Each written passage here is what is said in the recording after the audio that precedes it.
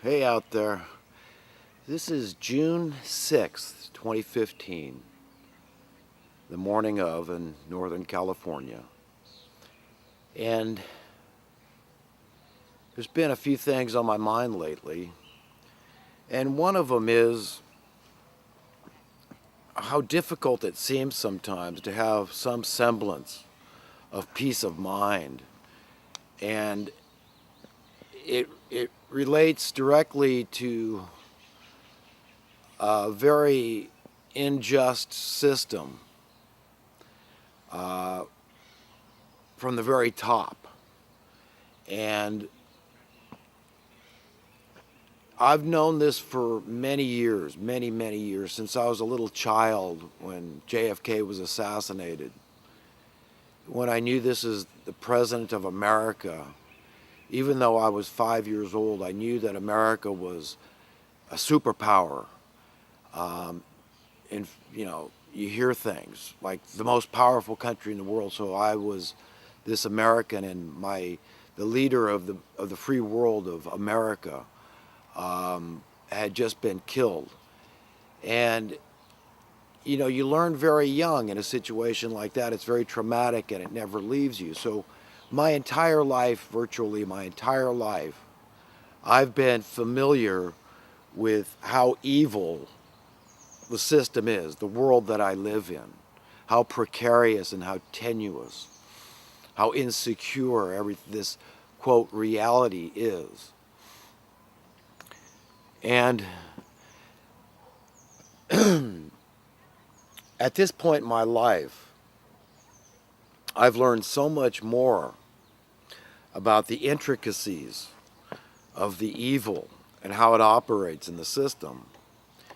And it's good, it's important to be shrewd, like Jesus said, to be shrewd as a serpent. So to get into the minds of these people that are creating the chaos that they thrive on, the bloodshed, the crime, the dubious war, the debt, all the social woes that we all face.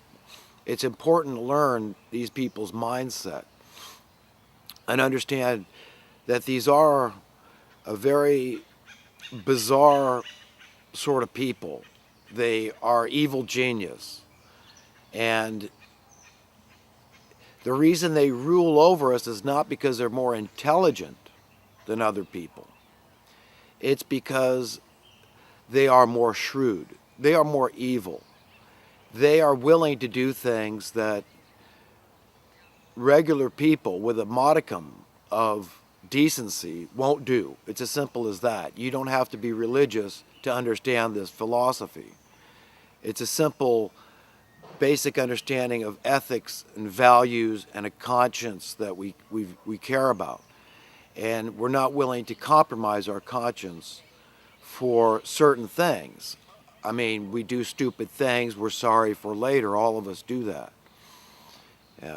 But we don't do it for profit. And we won't do it for profit. It goes against our very nature. It goes against our conscience. It goes against our integrity, our nobility of character. It goes against the things that we value the most. And so we will refuse to do those things. But the problem is that there is that set of people that will do those things for profit.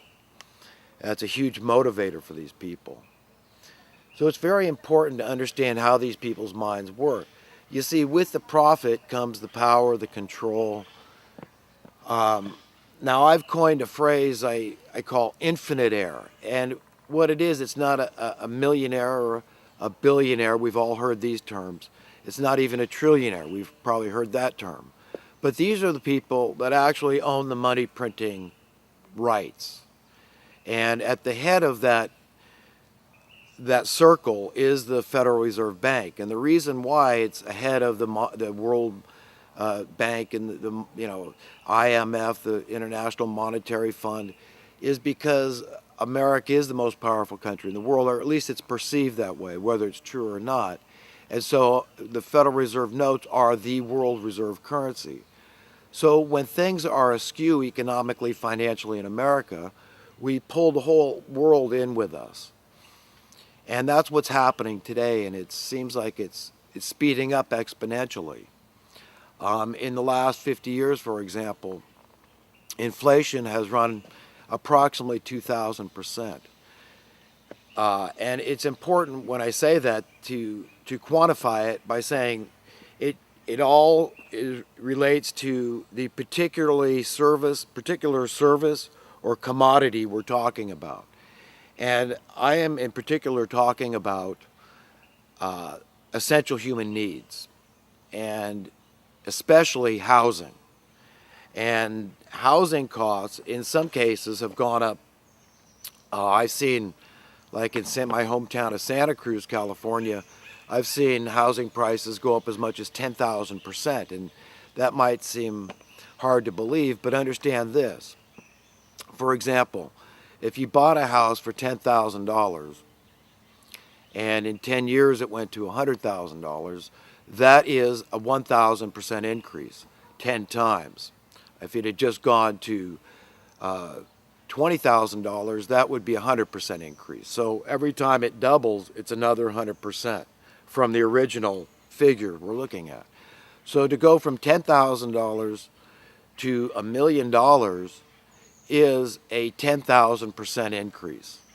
If it goes to 100,000, that's 1,000%. So it stands to reason that if it goes to $1 million, that is a 10,000% increase in, or you could call it the debasement of your currency. It's a little different going backwards because it's not a 2,000% decrease of the value of your money, obviously, because there'd be nothing left.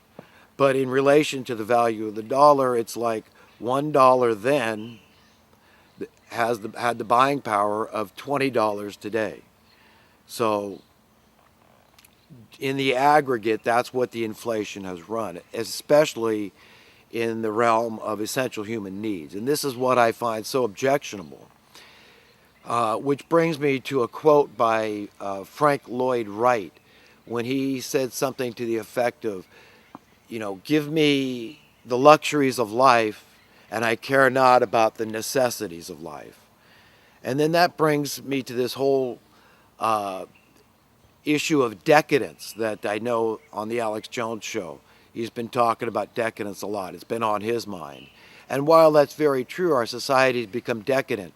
I think we need to really explore the reasons for that decadence and understand that our standard of living has been in decline for a long, long time. And if you go back to 50 years ago and how people lived and treated each other and just how they dressed and just their mindset was a lot more, what's the term? They were a lot more, let's say, for lack of a better term at the moment, kind of decent. They were just kind of better mannered, more polite, more respectful to one another, kind of sensitive.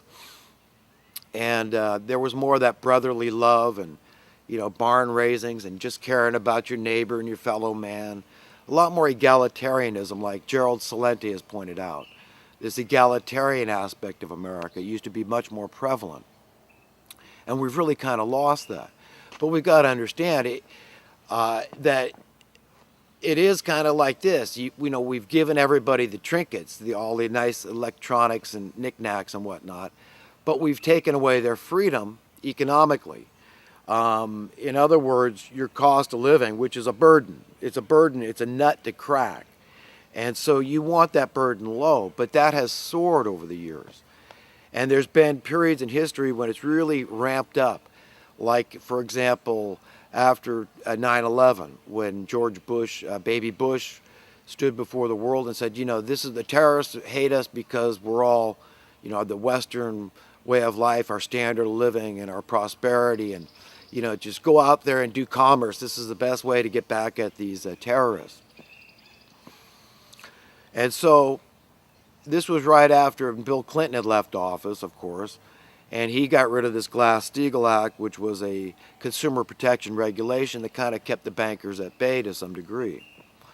After that act was gone, it allowed the bankers to really just go whole hog on the public.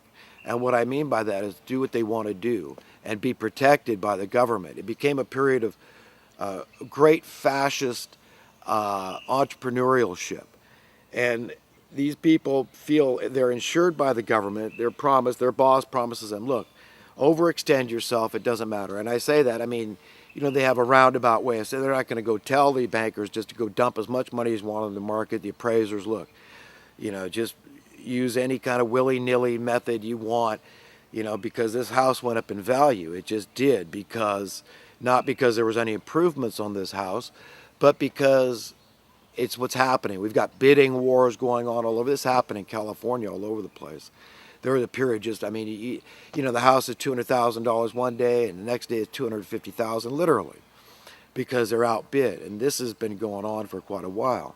And there's a direct correlation between what the landlords charge and what the price for housing is to purchase, what the mortgage is and all that, with the interest and all that calculated in. They pencil it in very carefully. It's a science they follow. So there's a direct correlation between the price you pay for rent and the price you pay to purchase housing. So this is what took place. And I was in the thick of it. In 2004, I set out 2005 to attain a California real estate license. I wanted to get into developing truly affordable housing where a person on a minimum wage job could afford to be a homeowner. This was my dream. And then I got involved in the politics, and it kind of shot down my prospects through the understanding of what a challenge it is to go up against a system that's corrupt inside and out. And what I mean by that is it's a very political thing to introduce affordable housing when the whole object is to not have affordable housing. You understand, it's a conflict of interest. Your landlord, for example, doesn't want you out from under their thumb. They need you trapped there in perpetuity. And what's the best way your landlord can keep you trapped in perpetuity? By continually to raise the bar, raise your rent, so you're not able to save anything. And so your hopes to ever be a homeowner are dashed. That's in the interest of your landlord, if you understand. If he's living outside the bounds, or she, of the golden rule and common decency, and treating others the way you want to be treated. You like to be financially free. Well, isn't it fair to assume that your tenant wants to be financially free too? So understand what's happened here, folks. It's very dire. And, I want to step back for a moment from all this horrific injustice, economic injustice, social injustice, and just turn to the scriptures for a minute, because it's so important for me to ground myself in what is written so that I can have hope, so that I can be encouraged, so that I can be a positive force in people's lives, not just stand up here and spout out what a lot of people already know, that the system is imbued with evil. It's inundated with evil and evildoers, evil policy, and it's just as if devils had taken over the world, and it really is like that. But it's important to know what the end game really is, and to understand what the end game ultimately is, it's important to turn to the scriptures. We've got to turn to God daily, like it says in the Bible, to pray without ceasing.